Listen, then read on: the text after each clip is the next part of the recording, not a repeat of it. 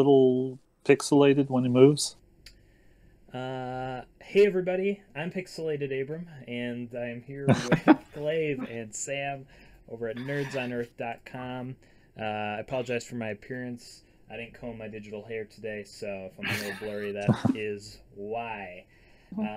This week on the edition of the Punch List, we're continuing our trend of not just talking news, but talking what's going on in some of our nerds' lives.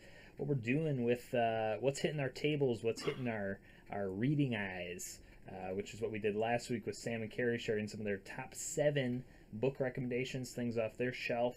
And this week we are going to be talking about the board games that have captured our hearts in recent times. So it should be a really fun time as we go through that. Some of these may have articles on nerdsonearth.com, but we're just going to tell you a little bit about the game, some of the things that we enjoy about it, and basically no negatives. These are all perfect games, as you That's right. You will find. Clave, do you want to hit us off with your first board game? Can I go first? Yeah. Yeah, this is my first one. This is Marvel Champions. And so, as you two know, and everyone should know, that I'm a big dumb animal. So I just like big, dumb, fun sort of games, and that's what this is. And as you can see, I put a rubber band around it because I love it so much. But what Marvel Champions is, have you guys heard of Marvel? So I don't. A couple Is that times. like Batman? Okay. Get out of here. So Marvel Champions is you have heroes, and what I want to do is I want to just show you a random one. So this is Captain America, and so you have a deck of cards that stands in for Captain America, which is pretty great. And then what's awesome about the cards, and I'll put them up here so that you can see, is you have like the little characters that, like, you have the little minions, which is really fun. Like, here's another minion that you may have heard of. So it's really good in terms of Marvel depth and that sort of thing. But what is awesome about it is you have some of the actual characters and stuff that battle the villains. So it's really neat. You have a deck of cards for each hero, and so each hero can go through. And what's fun is the hero card goes backwards and forwards. So you can flip it over on one side. So here's Black Widow, for example, but on the other side is their civilian identity. And Gotcha. so in the game, you're always flopping back and forth because you can gain health here, you can do attacks there, and you flop back and forth. And on the villain, they're always either laying threat or there's some kind of interrupt or that sort of thing. So it's good solo because you can just play with one hero. You can add several people, and you're like, I want Black Widow, and like I want all the Avengers, and they come out with decks, weekly decks that add new characters. Like this was a new character, Kamala Khan. Oh, yeah. And so it's a lot of fun. I like it for that reason that I've played it solo a lot. I like the flipping back and forth between, the alter ego and the superhero thing. And they just release every month. They release a new pack, either a new hero or a new villain. So a villain might be the once in future Kang is, King the Conqueror. So it's a lot of fun. It plays fast. The final thing I want to talk about is each deck has 3 aspects. And so you can kind of swap those aspects in, like leadership or aggression or that sort of thing, so that your deck can be a little different, but it makes it really fast to just create it. So that's a lot of fun, and that's called Marvel Champions. I'll show you the box one more time. I See, love that. it's got this little character on it. I don't know if you've heard of him before. His name's Spider-Man. Are you Ben sure? Rally, right? Look like Arachno Boy. Right. Yeah, some people call him that. That's cool. So have you ever come into a situation when playing that when you're flipped to Natasha Romanoff and the villain threat is out of generic solid color sweatshirts and blue ball caps at the store, so they can't hide in civilian clothes? I have. And it was terrifying, but I overcome. It was good. I prevailed. You emerged victorious. Indeed. How's yeah, that? it was good. How's that compared to Legendary? You know, it's pretty different. I think the common thread is Marvel characters, right? And so I think Legendary is a really neat game as well. But Legendary kind of has that river in the middle. Yeah. You know that, and this doesn't have that sort of thing. It's very much like, you know, you have your villain that's up front, and you know, you kind of take your turns, you take your actions. So it's entirely different gameplay. The commonality is the Marvel heroes, and I like Legendary, but Marvel Champions might be my favorite game. Yeah, it's really good. I enjoy it. Awesome, I love it. Sam, should we kick it over to you? Sure. So you guys are both big fans of Terraforming Mars, right? Oh, Woo! am I? I can't wait So- till we're nerds on Mars. The first game I'm going to talk about is one that's seen a lot of play at the table the past year or so since we first picked it up. It's Underwater Cities. It's a lighter but not too light comparison to Terraforming Mars. The one thing I really like about it is it has a set number of turns you play across. You only have 10 turns across 3 eras to build up your network of cities, and then it's done. So there's none of the stuff like you might get with Terraforming Mars, where you're just waiting for the other person to finish with their however many dozens of actions they have, while you're just looking at your cards like, I wish I had more money. Everybody has the same number of actions across the same number of turns. It's about equally adversarial. Like you're never competing head to head, but you can ruin someone's day by taking the action they were planning to. And then recently, in the last couple months, discovered it has an expansion called New Discoveries, which gives you 4 or 5 different new game modes. You can do quick start. There are a bunch of new boards, and you can do a little bit of archaeology to give yourself more bonuses. So I have a question. Shoot. So the expansion with Underwater Cities, Yeah. like what does it bring the gameplay to? I'm asking because Terraforming Mars has 94 expansions at Right. minimum, And and you cards. you add all that in, and you might be playing the same game 4 days. Yeah, no, this it adds quick start. It adds a new type of city dome, which gives you different kind of bonuses than sorry, not city dome, metropolis. Because right in the base game there are the two. There's the the blue ones that give you stuff at the end of every era, and then there's the brown ones that give you stuff at the end of the game, usually points. The expansion also gives you green metropolis, which give you immediate benefit. Like you'll get to build a new building immediately. You get to upgrade a bunch of stuff immediately. Things like that. The other thing it adds is the archaeology aspect, which is limited to one set of the boards. You lay out artifacts, and as you build your network out, once you place something on an artifact, you add it to the museum tile, and you get bonuses from that, extra resources, extra cards, that kind of thing. So it doesn't necessarily add a lot of length to the game. It's going to be the same kind of, you know what you're getting into. You're not going to be sitting there through 4 meals and you have to eat on the floor because your kitchen table's taken up. Right. 10 turns, hand size limit is 3, so Gosh. it's some much faster play. Yeah, But that's definitely a game that I haven't played Underwater Cities yet, but it definitely, because of a lot of people would make that Terraforming Mars comparison, that's something that I really would love to get my Makes it sound intriguing. yeah, if you're trying to get someone into Terraforming Mars, this is a good first step. They play this, they love it. Well, now if you need something deeper or with a more robust engine building, here's Terraforming Mars. You brought your lunch, right? and your dinner. Yeah, that's awesome. And speaking of Terraforming Mars, they are coming out with the Ares Expedition, which they've been releasing some little sort of teasers. There's actually like a 7-minute video that's out now. That's sort of kind of previews some of the cards and stuff. So it's meant to be it's a standalone Terraforming Mars. It's meant to streamline the game, make it faster.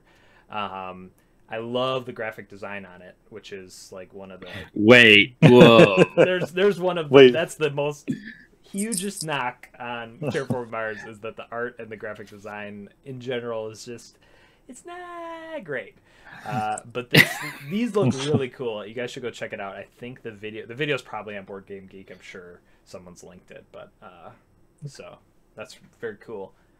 My first game to talk about is a roll and write game, which is good. Actually, all of Called Hubble? It's not called Hubble. No, this is a good game.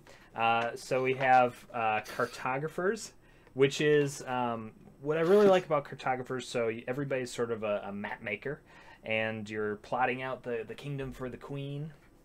And basically, you have this little score sheet, and you draw in little terrain. So there's 5 kinds of terrain, and they'll be on these cards. So you'll sort of get to pick, Oh, cool. like these Okay. cards. You choose Okay. either like forest or village, and then you draw this shape. Or this one, Yeah. you know, some of them might have 1 terrain type but 2 shapes. So everybody gets the same cards, but they're all playing a little different. And then there's also monsters that'll show up on your map that you have to draw, and they'll give you negative points if you don't surround them with drawn things as well.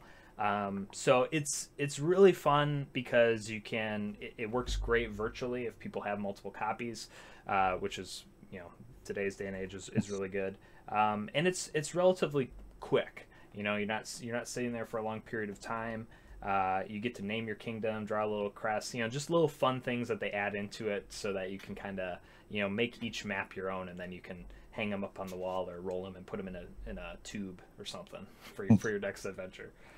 So that's Cartographers. Are there any games right now that is hotter than Roll and Rights? Roll and Rights are so hot. Roll and Like, Rights, that's for sure the hottest game type right now. And it makes me wonder, like, what's the next big Roll and Write hit? It's a good question. Is it? Cliff. It's got to be Hubble. It might be Hubble. You know, the word on the street, you know, in the hushed bubbles on the street, they're talking about this game called Hubble. In the Hubble bubble. Yeah. Yeah. So I don't know, but yeah, Roll and Rights are primo right now, and there's a lot of good ones out there. And the best part about it is They're fun. they're fun and quick and like And accessible. Exactly. All right, Clave. I need help lifting this one. Oh my gosh. Oh, there it is. Oh, geez. Dice Throne Season 2. I don't know if you've heard of a little game called Yahtzee. So this is essentially Yahtzee, but fun. So Dice Throne is it has what's called 2 seasons and an adventure campaign mode. So that's the reason it's you know, I used to play it all the time a few years back, and then this campaign mode came out and kind of reintroduced me to it. But what this looks like is you have characters. And so Dice Throne is kind of a 1v1. Everyone has a little character. This is the gunslinger, and it comes in their fancy. Oh, this is going to sound good on the microphone. It comes in their little box. You open up the box, and you have the sheet. And so, like the gunslinger here. And if you can tell by its Yahtzee, you can see here, like, look, if you roll 4 of these, then you get this power. If you roll like your full house, your 3 of a kind. And it's the same thing with Yahtzee where you get to roll 3 times. You can keep the dice and that you want, and you roll a second time and then the third time. And that's basically what it is. You have the different characters that it adds the like PvP on top of Yahtzee, but at its core, it's just Yahtzee. You just roll these dice, and that unlocks powers, unlocks abilities, and then you count down your health, right? And when your health gets at 0, You know, if you knock your opponent's health down to 0, you win. So it's a lot of fun. It is brilliantly and beautifully put together. You saw these little boxes, and so there's one of these for each character. And so there are 8 in the season box. Or if you go on Amazon, you can get what's called little 1v1 packs, where it's less than $20, you know, and it's like the gunslinger. I think it's like the gunslinger versus the samurai, right? And it's cheap, and you just get those 2 if you just say, hey, I want to try this game before I buy it. But if you want to go all in, you can get the box, the season box that has 8. I have both seasons, so I have 8 each season, plus this campaign mode, which adds, you know, boss fights on top of this. And so it is brilliantly balanced. And so you can play as the cursed pirate versus the vampire, you know, and they work well together. Or you can do the treant versus, and they all play differently, even though at its core, it's just Yahtzee. Just Yahtzee. And that's called Dice Throne. Do they have the same showrunner for season 1 and season 2? Is there a lot of good? They do. They do. Yeah. Yeah. Yeah. There was no sophomore slump and to drop off. Yeah. Is there talk of a season, or is there going to be a season 3? Is this like an active game? I don't know. Yeah, they take a long time in development, intentionally so. I mean, this new campaign mode is pretty epic. I mean, I wish I had an hour to show you just how many cards are in there and how they're situated. Again, just the production is brilliantly done. You know, the characters are in the cases, but then the season things is so nice. But they take a long time with it because they want it to be perfectly balanced and polished. So it's not the kind of thing where you know, not to cast stones. Yeah, not to cast stones at other things, but they'll just pump out content, right? It's beautifully balanced, and it takes some time with it. So I don't know. You know, it's a small company, Roxley. They have some other great games. They almost always do good games. So I don't know if they're going to come out with more, but if they do, I'm there for it. Awesome. I love it. So Dice Throne. Dice Throne. Very cool. Sam, hit me with number 2. This next one I discovered thanks to the Watch It Played YouTube channel. It's called Honey Buzz. It is a worker placement game where you're playing as a hive of bees, trying to build the best, most productive hive to sell the best honey to the other woodland creatures to earn the most leaves or money, you know, bringing capitalism to the forestry, which is exactly what we need. That's right. Yeah, they can print leaves too. That's there's inflation that goes on there. Yeah, but the currency takes care of itself because it only sticks around for a year and then it's gone. Back to mulch. But one of the neat things we sprung for the deluxe edition, which comes with, I don't know how well you can see it, but little like plastic. This is, what is this? Pollen, but they're little all kinds of fun little plastic instead of your standard cardboard, like honey and your beeples instead of meeples. You have Beeples. Beeples. Yep. Have these guys. Oh yes. I love it. I love it. But it's light. It's quick to play. It's fun, and it's a kid's good first exposure to worker placement. It's deep enough to keep your interest, but not so deep that you're in over your head. Yeah, and that's what I like about. I mean, this is sort of like getting very meta. But any bee themed board game, you got hexes, you know, the hex honeycombs, which ties very well into the game. You know, you got all these like just little things. Yeah, there you go. That just like, you should have a game about bees. Worker placement, you got worker bees. Like, it's just, it makes sense. Yeah, like the way you build your hive is you place those double hexagons so that you create empty sockets that you then put pollen in to create the 4 different types of honey you need to win the game, unless your girlfriend corners the market on one type of honey early on and you don't notice. And so you made a sale, Sam. I'm seriously, I'm going to buy this game for 2 reasons. First, as you said, like it's a light worker placement, and as I get older and busier, it's like I don't want to think, man. I just want to play games with my family. So I want something to, not super light. I don't want sorry, but I want something, on the lighter side that appeals to the family. And second, you said that there's a watch it played video. Like I also have no patience anymore. Like if there's a watch it play video, like I'll buy it, and if there's not, I might not. And so this is you made a sale. I'm in. I'm going to get this. It's Honey Buzz. Honey Buzz. Yep. Okay, I'm in. Yeah. And the deluxe edition the deluxe pieces are sold separately. So if you want to try it first and get the base game, you can always upgrade later. Do we have a Nerds on Earth affiliate link? That feels like we missed out here. We should. Hey, Sam, just pop that. Just go ahead and pop that up there for everybody. Just get that affiliate link. I'm sure you got it handy. So. Oh yeah, I do video streaming all the time. I know exactly what I'm doing. Awesome. Honey Buzz. What's the buzz? My second one here is a little game by Leader Games called Fort that came out in the past year now, which is actually it's a sort of reskin, redesign of sort of this Roman themed game that I guess really didn't catch on. It's kind of older. I can never remember the name. It's like 4 letters. But anyways, so you basically everybody has and manages all of these little kid cards.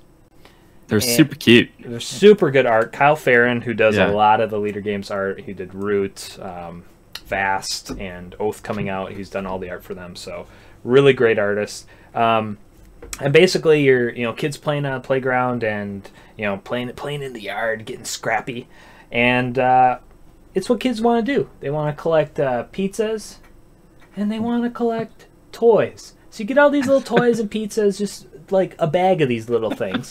You can't eat them, but you collect these, and it's called your stuff, and you use it, you put it in your backpack. It's just like all this really cool little, just very fun, very light. Thematic. Thematic sort of hand management, and it's kind of like a mini deck builder type of game. But you just, you can increase your fort. That's what, the game's about. So you increase your fort level, and you just get some points, You can collect the macaroni sculpture.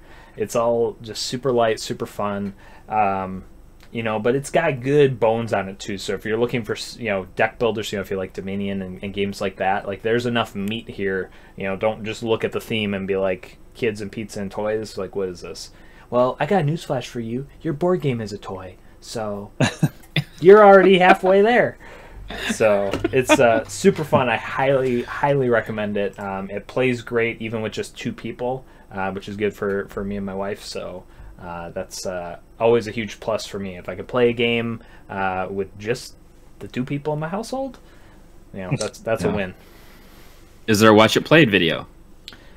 I believe there is a watch it played video. Okay. I'm pretty sure. I won't say definitively, but this was. I mean, I think Rodney does a lot of the Leader Games that come out. So even you, Clave, could play for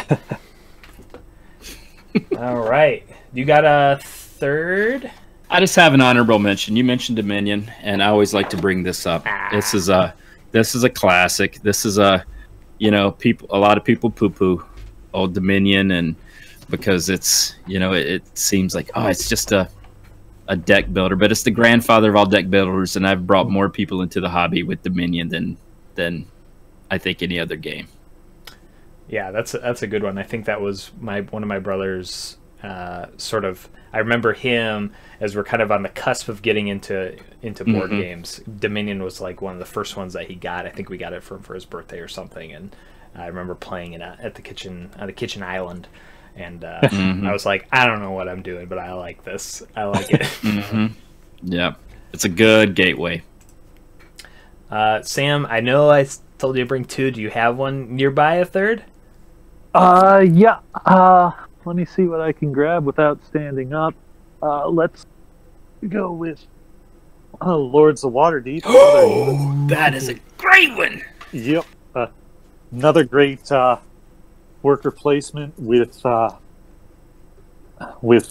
Dungeons and Dragons Forgotten Realms theme. Another one that causes almost arguments between my girlfriend and I.